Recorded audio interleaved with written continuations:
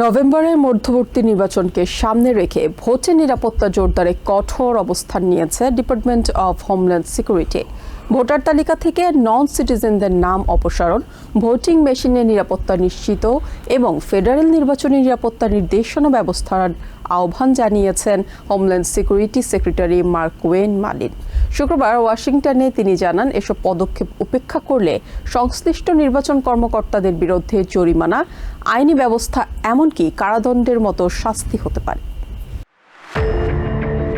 নভেম্বরের মধ্যবর্তী নির্বাচনকে সামনে রেখে নির্বাচনী নিরাপত্তা জোরদার ও কারচুপি দমনে কঠোর হুঁশিয়ারি দিয়েছে ডিপার্টমেন্ট অব হোমল্যান্ড সিকিউরিটি। শুক্রবার ওয়াশিংটনে এক সংবাদ সম্মেলনে DHS secretary Markwayne Mullin নির্বাচনকে সুরক্ষিত করতে দলমত নির্বিশেষে সবাইকে ঐক্যবদ্ধ হওয়ার আহ্বান জানান। If you're a Republican, you're a Democrat, you're an independent, you're a libertarian, regardless if you live in a blue state or you live in a red state, everybody should know that their vote counts.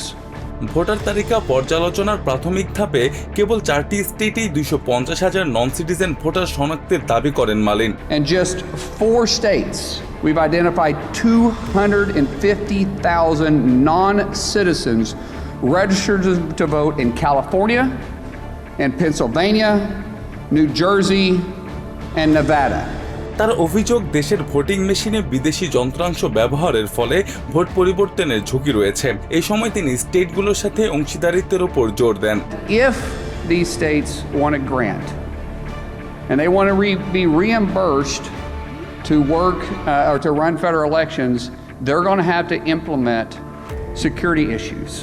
এই প্রক্রিয়ায় সহযোগিতা না করলে সংশ্লিষ্ট স্টেটগুলোর বিরুদ্ধে কঠোর আইনি ব্যবস্থা নেওয়ার হুঁশিয়ারিও দেন homeland secretary. I will tell you, if the states that choose not to participate with the SAVE program and they choose not to participate in securing the elections, we will make sure that we make those states a priority to look at who voted in their states and hold then the election officials accountable. তবে Trump প্রশাসনের এসব দাবি নিয়ে ইতিমধ্যেই বিতর্ক শুরু হয়েছে, কারণ এর আগে একাধিক আদালত এবং ভোট পুনর্গণনায় 2020 সালে নির্বাচনে কোনো বড় ধরনের জালিয়াতির প্রমাণ পাওয়া যায়নি।